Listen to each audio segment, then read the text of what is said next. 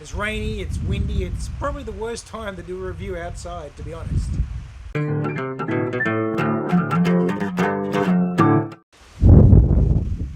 So, Bourne Identity, the first one in the Bourne series. Man, I love these shows, I really do. And quickly, let's get this out of the way. That happened. I call that sleeping funny. Unreal. Anyway, the Bourne Identity, released in 2002 and directed by Doug Liman.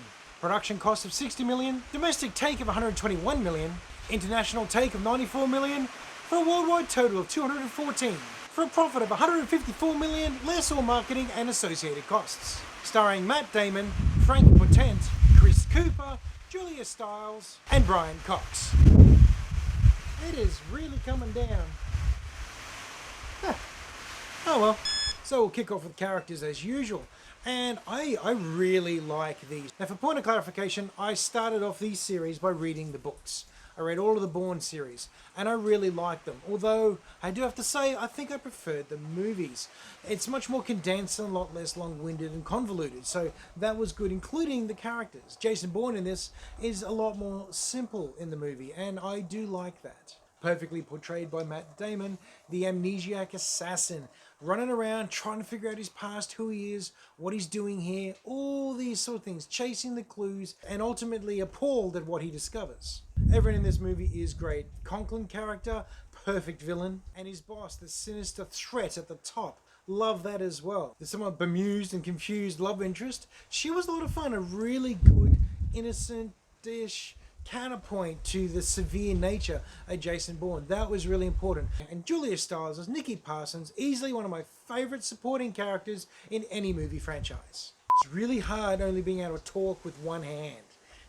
This thing is really frustrating. I thought the characters were great. They were well written, well done. There were no real downsides to any of these characters. They all were reacting fairly realistically, really. The bad guys discovering that Bourne's loose. Bourne discovering who he is. The girlfriend, Marie, I think, also discovering who he is and what he can do. Everyone's reactions were just on point and so much fun. Really, really enjoyable to watch these characters on screen. So the score for characters is a 4. Quite easily. It just really, really well done.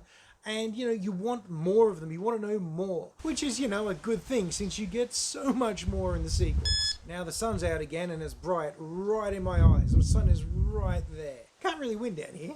But moving on to story, it was intricate and very well detailed. They pulled all the best elements and themes from the novel and translated it really nicely to film. Now, as I mentioned, the book, much more complicated, very, very over-involved, in fact, confusing in many ways, and really was not going to translate well to screen. I was worried about that. I particularly enjoyed the slow-paced reveal of who is involved and who Bourne was and what he had done, and the way they just very slowly pieced it together throughout the movie.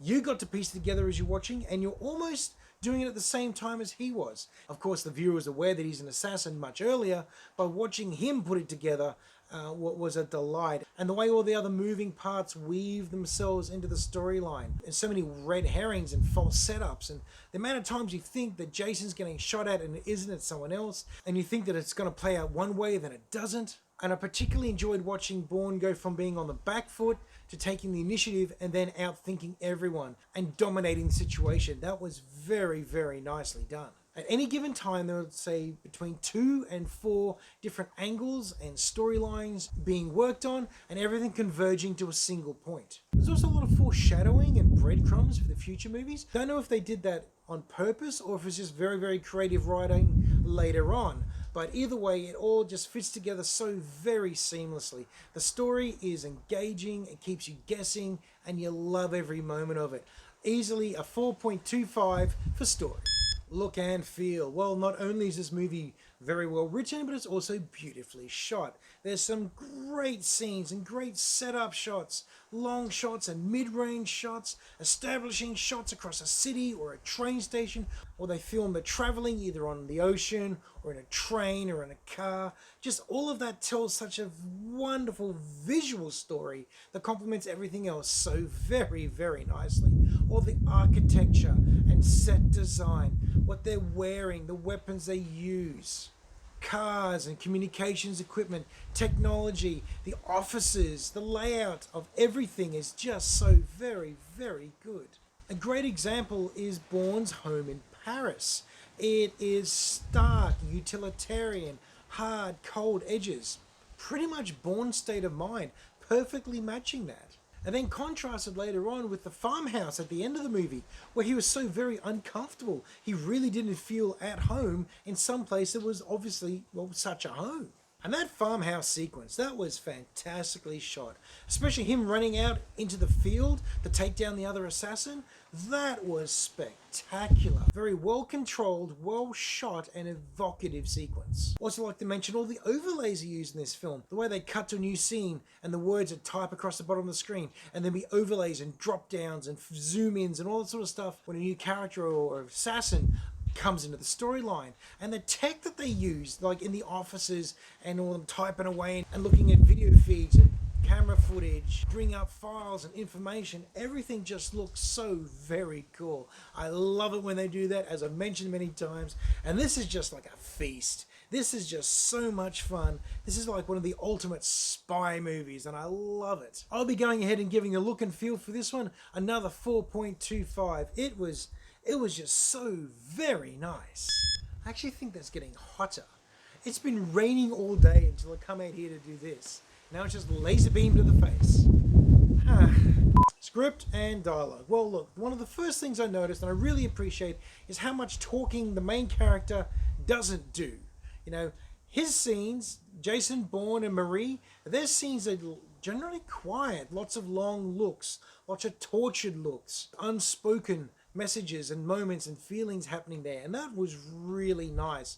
That just the whole isolation of the character was coming through in how little he said. In comparison, all the CIA operatives trying to track him down, they're just exposition machines. Constant chatter and updates, talking fast, thinking quickly, presenting information and facts and backstory and history, just bang, bang, bang, bang, bang. Does have one of my... Hang on, is that plugged in? Yes, that's good. Worried that the microphone wasn't plugged in. That would have been really annoying. And one of my favourite lines of the movie is just simple. You know, when Marie says, no, you're going to go and forget about me. To which Jason just says, how can I forget about you? You're the only person I know. That was fantastic. I loved that. I think it's the contrast between the quiet hero and the chatty villains, and all their exposition and plot progression and information dumping. Combining that with the fact that Jason communicates better with his fists or just a look than any spoken words, made for a very dynamic combination of styles in this film, and I really enjoyed it. Script and dialogue is going to get a 3.75. There were a couple of things I would have preferred them to dial back on or give us more of, but look, on the whole, it was a good time. Fun factor. Well, no surprise, I had a really good time, and more. However, what was a surprise was the fact that my wife really enjoyed it as well. Not usually her sort of thing, but all the twists and turns in the story and the characters, she really enjoyed it and was very keen to see the next one as well. If you like your spy movies with a bit of mystery and a lot of action, this one's for you. If you haven't seen them, what are you doing? This is your sort of thing. Get out there and see it. It's really good. And if it's not your regular sort of movie you'd watch, I recommend you might try it. Fun fact is an easy 4. No problem. What is a problem right and left-handed? This is getting really annoying. Okay, final score. Add them all together, and if I can read this scribble, is a 20.25. Not really surprised, I knew it was going to be up there, and certainly deserves to be so. The Bourne series sits out there with Mission Impossible as a spy action thriller, and it's just so very well done. So that's my review of Bourne Identity. Have you seen this before? And where do you rate it amongst the spy genre? Is it up there with Mission Impossible and James Bond, or is it somewhere lower or just not even on the scale? So I hope you enjoyed it. I'll be back to review the rest of this series. But thanks for watching. Like, share and subscribe. And as always, I hope you're having a great week and you get some time to go watch a movie.